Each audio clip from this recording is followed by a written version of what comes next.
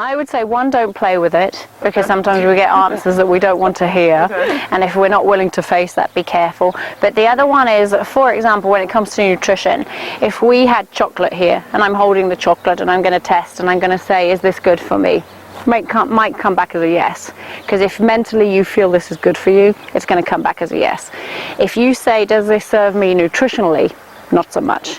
If you said, do I need this? Maybe you do need it. So your words are really important. Now, when you ask for the nutritional piece, does this serve me nutritionally as a supplement, for example, it might come back yes.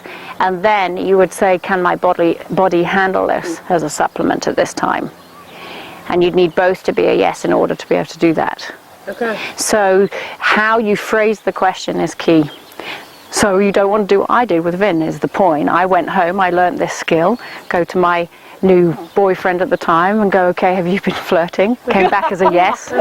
Vin knows kinesiology, so he said, yeah, Anna, you should have been clear. Have you been flirting since I met you? Came back as a no. Then he goes, but let's try you. Like, not so much, let's not go. No, I got what I needed. Exactly. Yeah. So that's what I mean. It's not really a game, but then you've got to be really clear with how you phrase it, because if you want it to be a certain way, it's going to come back that certain way. So the intention and the clarity will be the key on it. Okay. And then we'll come back. Okay. I need to get more on. Wow.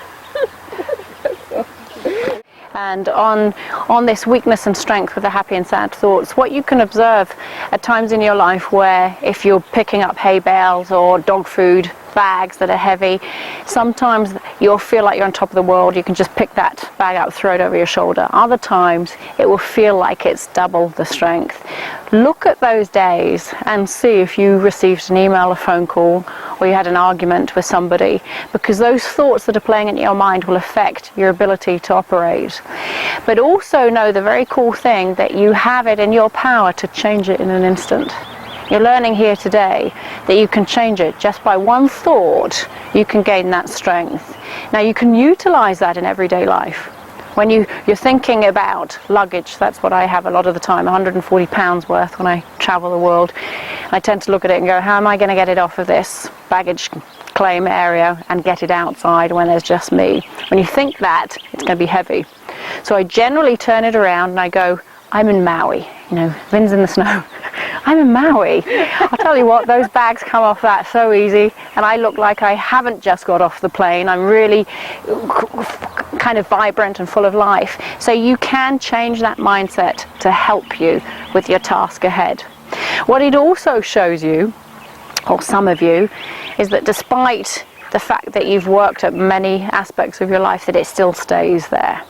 And that means it does go on a cellular level. Now they've proven that your thoughts go to that depth. Greg Braden's one of them, as far as I know. If you go to the I Can Do It Weekend with Louise Hay, there's some amazing scientists there, and they show you that it's on a cellular level. So that means that you're creating your own reality, that your inner world, your mind, reflects the outer world around you. You're seeing that every thought that you have manifests in your body.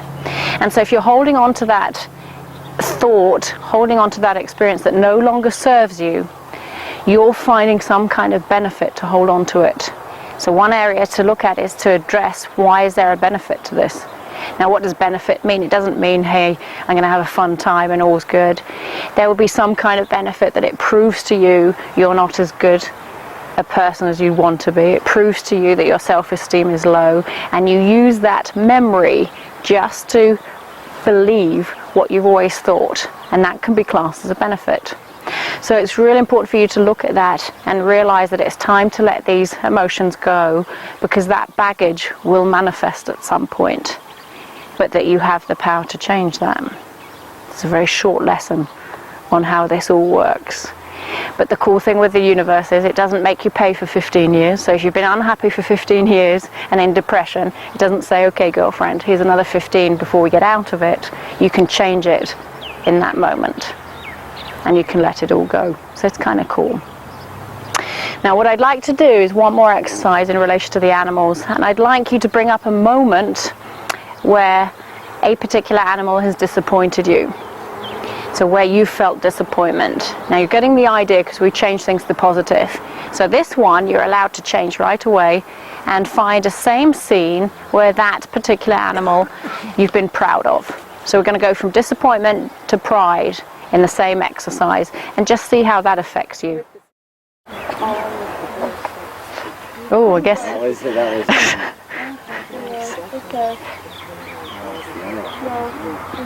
Oh wait, that's not one. Okay. Your arm was like automatically higher. Huge. One and the other. How you think and what you think is imperative.